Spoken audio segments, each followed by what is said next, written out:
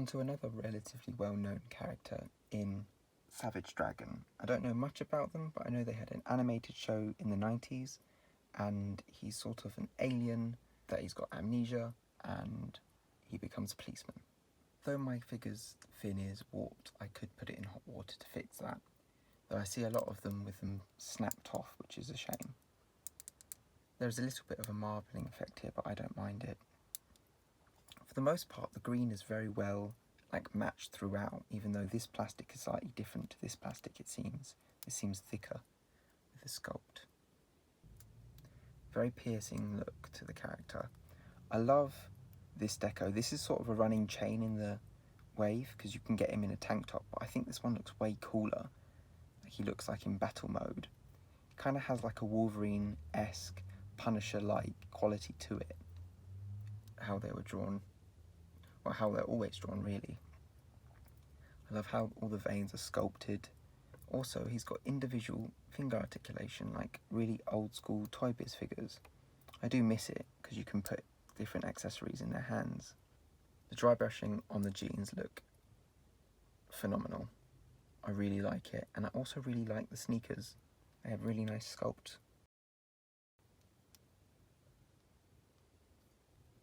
The back of the figure looks like this. For articulation, the head goes all the way around. It has a slight ratchety feel to it. Head goes up this much, and from the side it looks like this. You can get him in really cool lunging poses with this, like if he's bounding a building or something. For his arms, both of them are much of a muchness, but they can go out that much.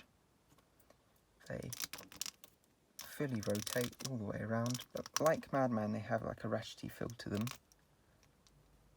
Full swivel at the bicep, really nice sculpting with the veins pop in. Arms going that far.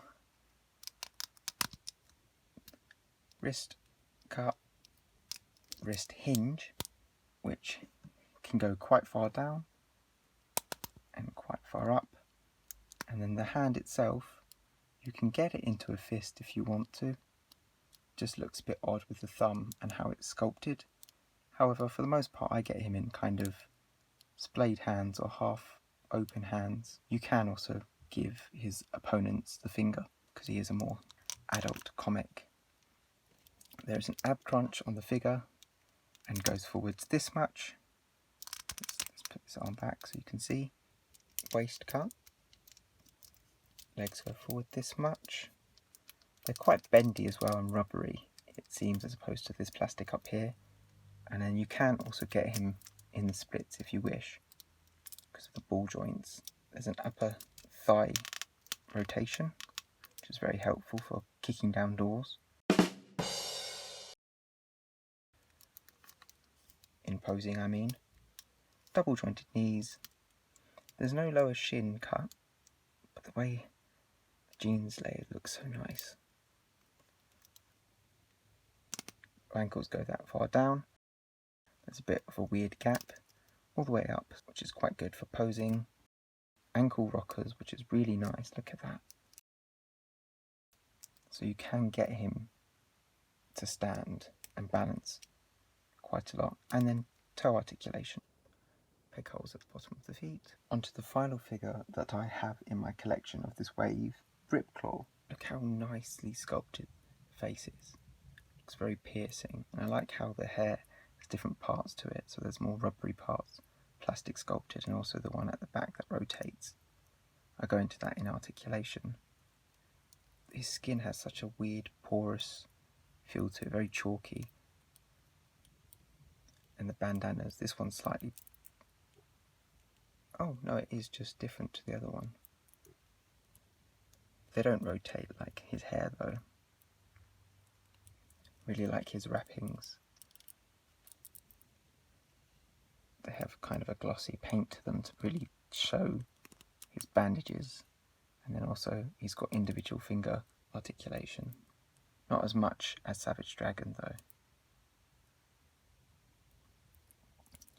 His belt is the only part that I think really lets down the figure, because it's just one colour. Very matte. However, there's loads of pouches, which kind of is quite nice as well.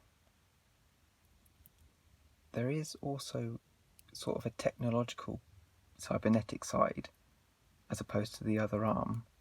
It's a shame that it's not painted and doesn't quite pop.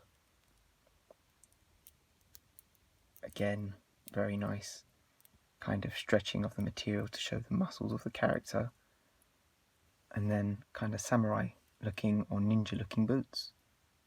I don't know anything about this character. And then there are peg holes at the bottom of the feet. Just for reference, the hair can fully rotate all the way around, so you can get him in cool kind of blowing in the wind poses.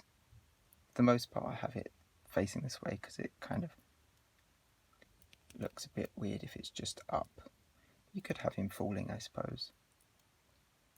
The face sculpt itself is just simplistic but awesome. Kind of has like a Punisher look with his hair slicked back, and then the eyes are so piercing with the sort of Lobo look to him.